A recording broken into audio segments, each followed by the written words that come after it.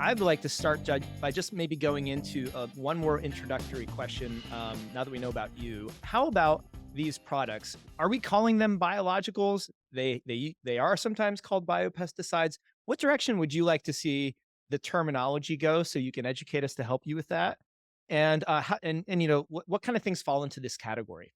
Yeah, so if you want to talk about the whole biologicals arena, there's three categories. There's biopesticides, but it's also being called bioprotection now because you want to get away from that pesticide name the industry does. But outside US, they're typically called biocontrol. So you hear biopesticide, biocontrol, bioprotection. So you control a pest or pathogen or weed. And then you have the biostimulant category. Those are natural substances, microbes, or biochemicals that reduce crop stress and enhance the growth of crops.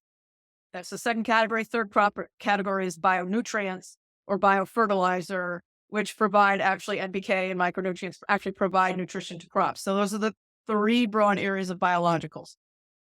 Awesome.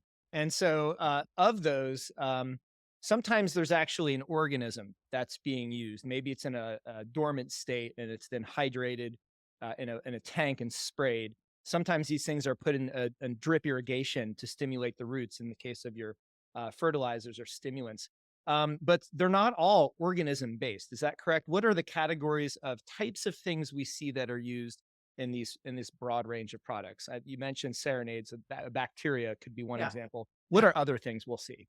Yeah. So you've got microbials, which are living or dead microorganisms. They could be dead. There are products that are actually not alive, but they produce compounds, and then you're delivering the compounds produced by the microbes, the natural products. And then there's biochemicals. So biochemicals are natural substances with a non-toxic mode of action that are providing pest control. But there's also both categories in the biostimulant arena. So you have microbes that stimulate plants, and you also reduce crop stress, and you have biochemicals, natural substances. A pheromone, for example, is a biochemical.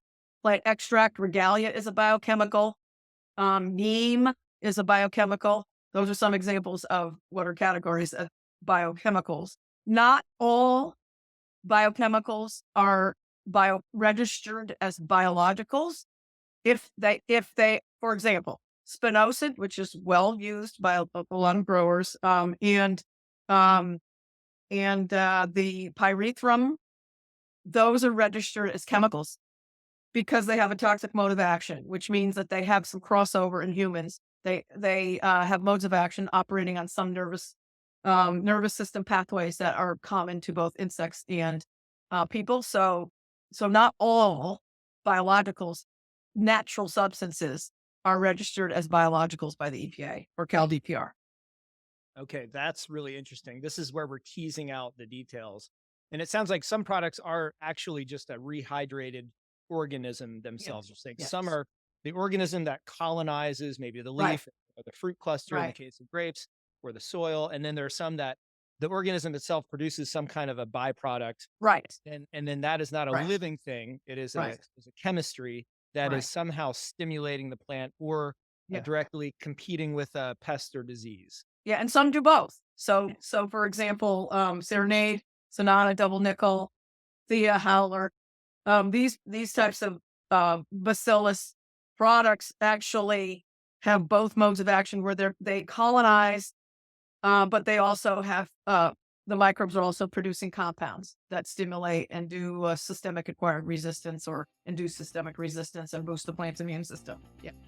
Okay, yeah. So that systemic acquired resistance, that is the plants being stimulated to be able to combat, if you will, or block Yeah. off or exclude maybe Yeah. the disease itself.